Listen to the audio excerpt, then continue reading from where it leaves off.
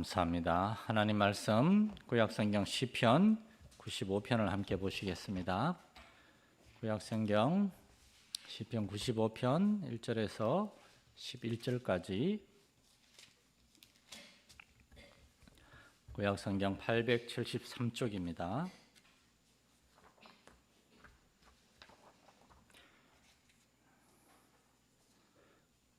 먼저 교회 소식 알려드리겠습니다. 다가오는 주일은 맥주 감사주일 예배로 드립니다.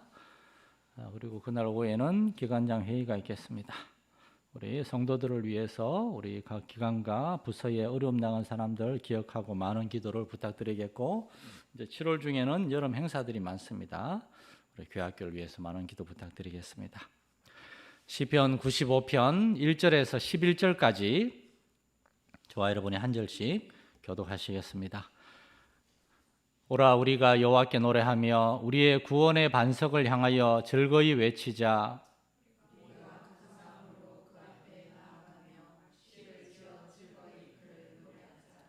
여호와는 크신 하나님이시요 모든 신들보다 크신 왕이시기 때문이로다.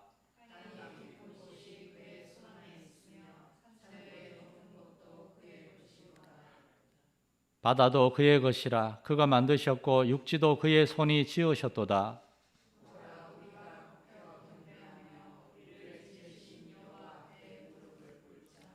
그는 우리의 하나님이시요 우리는 그가 기르시는 백성이며 그의 손이 돌보시는 양이기 때문이라. 너희가 오늘 그의 음성을 듣거든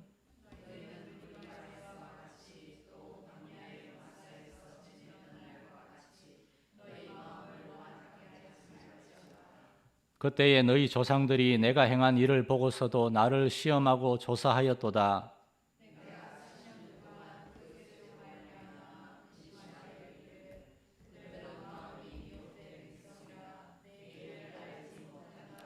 같이 읽겠습니다. 그러므로 내가 노하여 맹세하기를 그들은 내 안식에 들어오지 못하리라 하였도다. 아멘. 시편 95편도 제목도 저자에 대한 언급도 없는 무명의 노래입니다. 그러나 복음 성가로도 만들어져서 우리에게 잘 알려진 그러한 시라는 것을 여러분 알고 계실 것입니다. 이 시편에는 그리스도인의 삶에 있어서 두 종류의 삶이 있다는 사실을 아주 선명하게 보여주고 있습니다. 1절에서 7절까지는 구원의 하나님, 전능하신 하나님, 왕 되신 하나님께 대한 감사와 찬양에 대한 노래가 나옵니다. 우리가 잘 아는 복음 성가는 대부분 이 앞부분에서 나온 것들입니다. 그런데 8절에서 11절까지는 정반대의 삶을 보여주고 있습니다. 완악함, 그리고 하나님을 시험하고 하나님을 조사하는 그러한 불경한 삶, 하나님께 대한 감사와 찬양이 없는 냉랭한 삶, 한마디로 불순종의 삶, 그것을 하나님을 근심하게 하는 삶이라고 볼 수 있는데, 시인은 이스라엘 역사에 있어서 이러한 두 종류의 삶이 있었다는 것을 얘기하고 있는 겁니다. 그리고 이것은 오늘날 우리에게 있어서도, 하나님을 믿는 우리에게 있어서도 이런 두 종류의 삶이 있을 수 있음을 말하고 있는 겁니다. 신자와 불신자의 삶이 아니라 이 시편의 말씀은 하나님을 믿는 그리스도인의 심령 가운데 삶 안에 1절에서 7절까지의 삶이 있는가 하면 8절에서 11절까지 삶이 있을 수가 있다는 겁니다.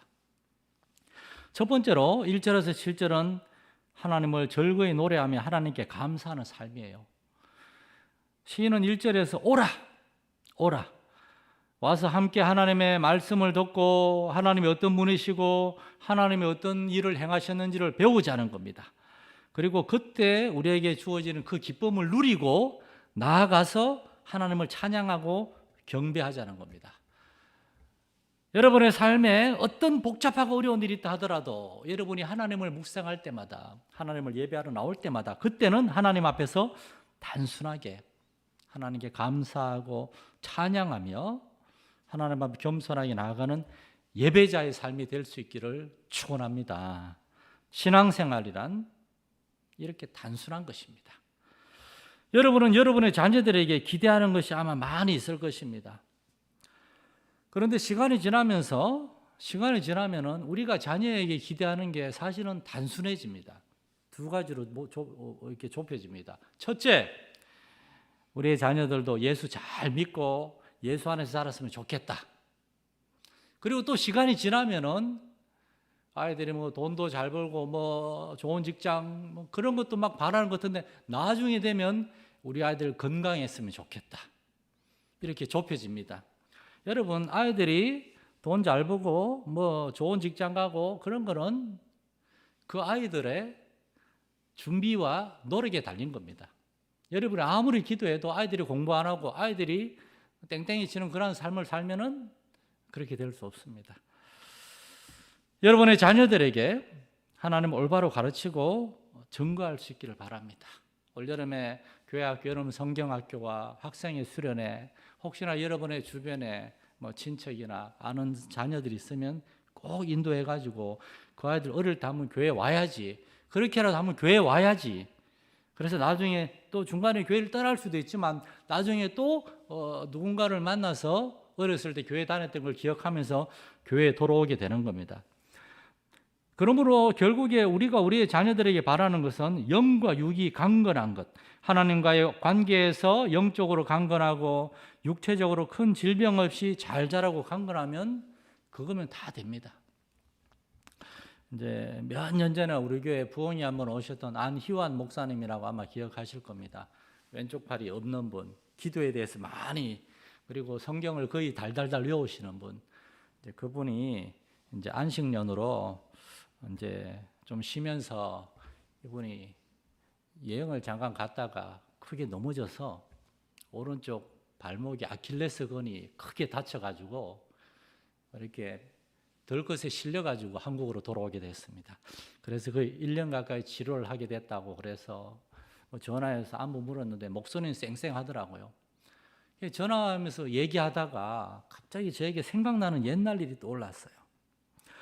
저희 가정이 선교지에 있으면서 선교지에서 4년 반을 지내고 한국에 잠깐 안식년으로 6개월 들어온 적이 있는데 그때 안희환 목사님 교회를 다니고 있었어요. 근데 그때 막 교회에 온 젊은 부부가 있었어요.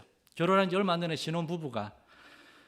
저는 그래서 그 6개월의 짧은 시간이지만 그때 그 교회는 작은 교회였고 부교육자가 없었기 때문에 제가 뭐 선교사지만 또 친구 목사님이기도 하고 그 새가족 교육을 잠깐 했습니다. 그래서 젊은 부부에게 새가족 그 기초 신앙 교육을 했어요. 그리고 선교지에 들어갔는데 얼마 후에 소식이 들려오기를 그 젊은 남편에게 뇌종양이 생겼다는 거예요.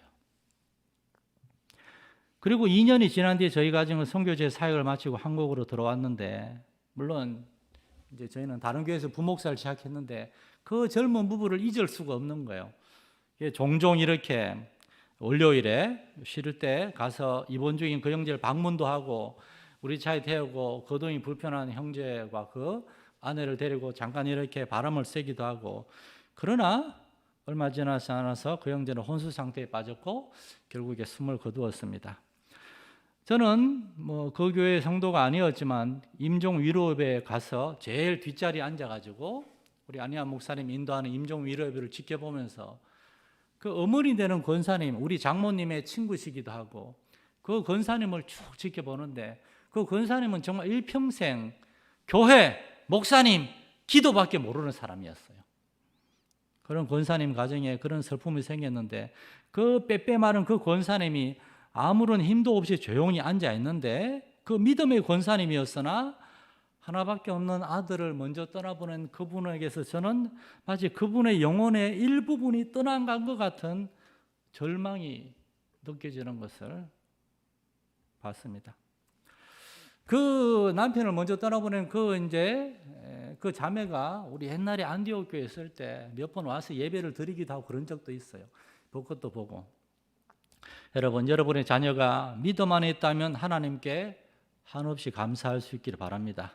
게다가 그 자녀들이 큰 질병 없이 건강하다면 더더욱 하나님을 찬양하고 감사할 수 있기를 바랍니다. 하나님이 우리 구원의 기초라는 것을 고백하고 찬양하고 그걸로도 우리는 하나님께 감사하고 하나님을 예배해야 됩니다.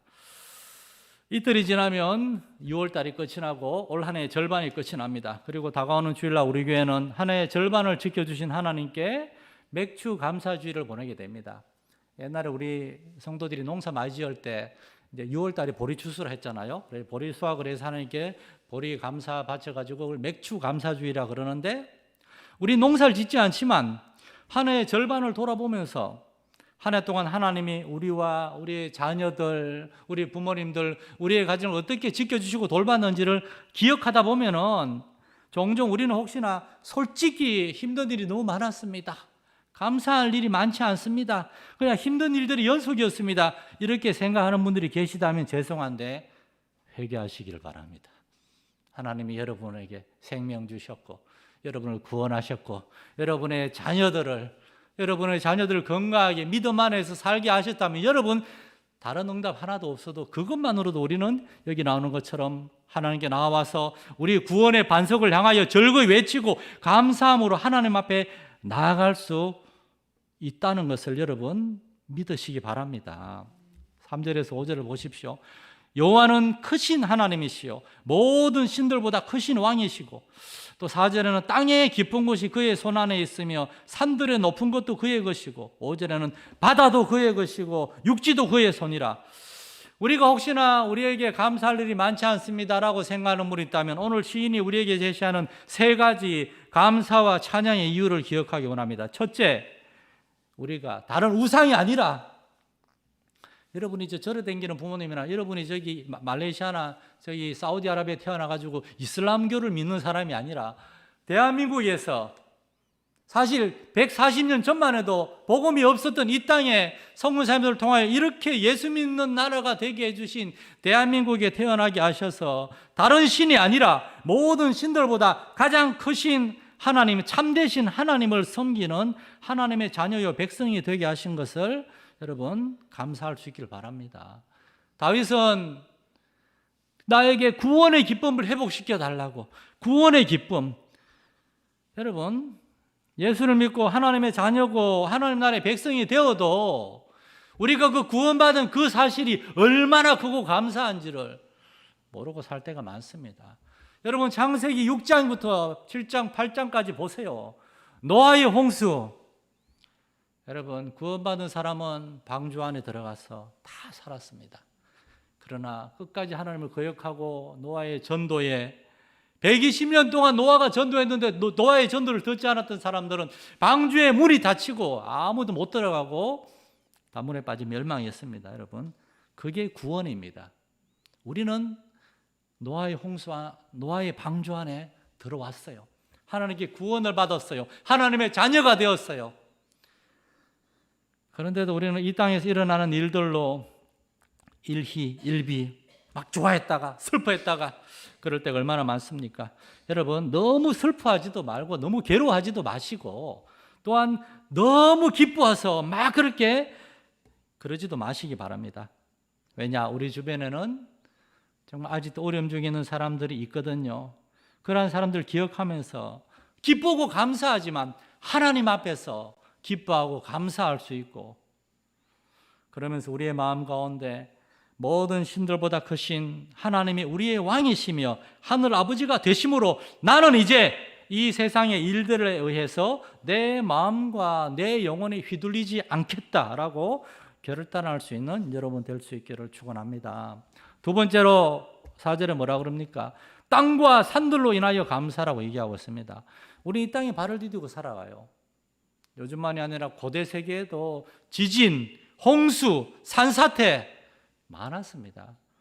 지금도 저 터키에는 그 지진으로 인해서 고통당하는 사람들, 그리고 지난주에 그 세계에서 제일 잘 사는 나라 그 미국에서 허리케인 때문에 수많은 사람이 죽고, 여러분 우리나라는 이 지정학적으로 그 모든 지진과 태풍에서 가장 안전한 지역에 보호하고 있습니다. 보호받고 있어요. 여러분 일본 너무 미워하지 마세요. 일본이 모든 그 지진과 쓰나미로부터 우리를 보호해주고 있습니다. 참 불쌍한 종족이에요. 여러분 하나님께서 여러분과 여러분의 사랑하는 사람들을 지켜주고 있음을 믿으시기 바랍니다. 어제 비가 얼마나 많이 왔습니까? 어제 잠깐 밖에 밤에 뭐 쓰레기 버리고 뭐 일 때문에 한 15분 나갔다가 정말 머리부터 발끝까지 쫄딱 잦아지면서 물이 발목 너머로 차고 흐르는 거 보면서 야, 이 많은 물들이 다 어디로 갈까? 그게 어제 그 집중호우 경보가 왔는데 그게 딱 1시간 집중호우 경보가 내렸어요. 그 1시간 물이 쏟아졌는데 15, 20cm 물이 이만큼 차였어요. 노아의 홍수 때 40일 밤낮으로 비가 쏟아졌으니 지구가 어떻게 됐겠습니까? 그런데 하나님께서 그 모든 자연재해에서 여러분의 사랑하는 사람들을 지켜주셨습니다. 또한 세 번째로 5절에서 시인은 바다와 육지로 인하여 감사해야 된다고. 이 바다와 육지, 이게 땅과 산하고 뭐가 다른가? 우리는 뭐 지금 여러 가지 다른 많은 종류 일을 하지만 고대 세계의 사람들은 바다에서 고기를 잡거나 아니면 육지에서 농사를 짓거나 목축을 하는 거, 이게 그들의 일의 전부였어요. 다시 말해서 하나님께서 그들의 생업을 지켜주시고 그들이 일하는데 필요를 채워주시고 공급하신 은혜를 기억하라는 겁니다. 여러분이 원하는 만큼 풍성하지 않았을 수도 있어요. 길고 긴 어려움이 있었을 수도 있어요. 그럼에도 불구하고 하나님께 여러분에게 풍족하진 않을지언정 여러분의 직장과 여러분의 사업체를 통하여 하나님께 여러분의 먹을 것, 입을 것, 마실 것을 책임두신 하나님 앞에 감사하고 그냥 마음으로만, 말로만이 아니라 6절 말씀처럼 오라 우리가 굽혀 경배하며 우리를 지으신 여호와 앞에 무릎을 꿇자. 하나님 앞에 이렇게 고백하자는 겁니다. 하나님, 그렇습니다. 내 삶에 어려움이 많습니다. 어려움이 참 많았습니다. 내 마음이 무너질 때가 많았습니다. 그럼에도 불구하고 하나님께서 그 전능하신 손으로 나를 지켜주시고, 또 다른 성경이 뭐라고 되어 있습니까? 나를 안아주시고 독수리의 날개로 나를 이렇게 품어주시고 나를 여기까지 인도해 주신 하나님께 감사와 찬양을 올려드립니다라고 하나님께 그렇게 진정한 믿음의 고백을 하자, 이겁니다. 예배가 너무나 많으니까 습관적으로 타성해져서 예배할 수 있습니다. 예배하러 나올 때마다 우리가 이 시간 다른 곳이 아니라 예배의 자리에 나올 수 있다는 그 사실로 인하여 우리가 감사하자는 겁니다. 7절 말씀에선 그럼에도 불구하고 혹시나 여러분이 목사님, 그런데 인생이 그렇게 단순하지 않습니다. 목사님이야 목회자니까 모르겠지만 우리는 정말 힘들고 복잡한 일들이 많습니다. 그런 분들에게 7절 말씀을 소개하고 싶습니다. 그는 우리의 하나님이시요 우리는 그가 기르시는 백성이며 그의 손이 돌보시는 양이기 때문이라. 이것 때문에 우리는 하나님께 감사하고 찬양할 수 있다는 것입니다. 전지전능하신 창조주 하나님, 그분이 바로 우리의 하나님, 여러분의 하나님이 되십니다. 여러분은 하나님이 기르시는 백성이요, 기르신다는 말은 하나님이 피딩, 먹이신다는 겁니다. 필요를 다 채워주신다는 말이고, 돌보시는 양들, 돌본다는 하나님이 지켜준다는 겁니다. 목자는 양을 지키기 위해서 대신해서 이리와 곰과 맹수와 싸워요. 여러분, 이거면 충분하지 않습니까?